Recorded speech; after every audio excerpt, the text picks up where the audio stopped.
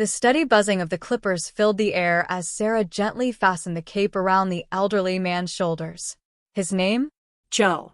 A Vietnam veteran whose face, etched with deep lines, told stories of sacrifice, service, and resilience. His tired, yet kind eyes shone with quiet gratitude as he settled into the salon chair. "I really appreciate this," Joe murmured, his voice carrying the weight of years spent battling hardships.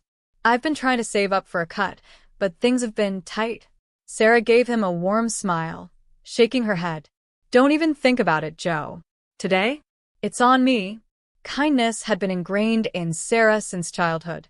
She'd grown up watching her single mother juggle two jobs, yet somehow, she always found a way to lend a hand to neighbors in need. That generosity had shaped Sarah's heart, and she'd promised herself, if she ever got the chance, she'd pay it forward. As she carefully snipped away at Joe's overgrown hair, her boss, Mr. Carter, observed from behind the counter. His expression darkened the moment he realized Sarah hadn't rung up the service. Joe stood up, running a hand over his freshly cut hair. "Thank you, really, this means a lot," he said sincerely before heading for the door. Just as Sarah felt the warmth of fulfillment, it was instantly replaced with a cold, sinking feeling. "Sarah, my office." Now. Behind the closed door, Mr. Carter's voice was clipped, sharp.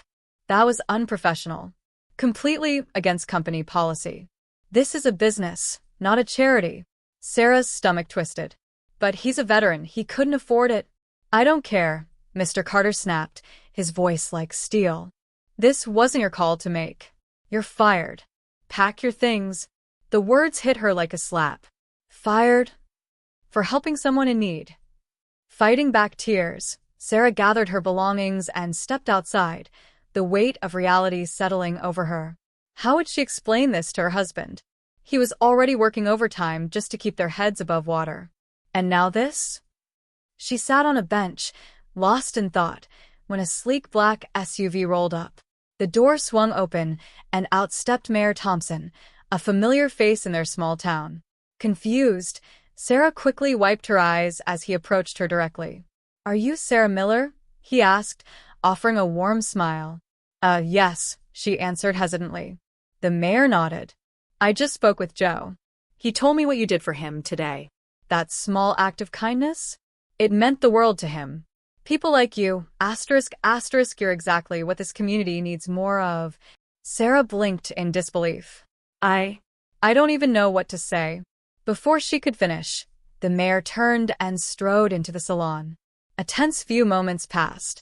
Then, he emerged again, this time with Mr. Carter trailing behind, his face pale, his posture stiff. "Mr. Carter," the mayor said firmly, his voice carrying authority, "I just posted about this on my social media. The entire town is rallying around Sarah and Joe's story. I suggest you reconsider your decision, unless you want a PR nightmare on your hands." Mr. Carter's jaw tightened. He muttered something under his breath, then finally extended an offer for Sarah to return. But Sarah? She had already made up her mind. She met his gaze, her voice unwavering. "No, thank you." Mr. Carter blinked in surprise. "I refuse to work for someone who doesn't value compassion," she said, standing taller than before.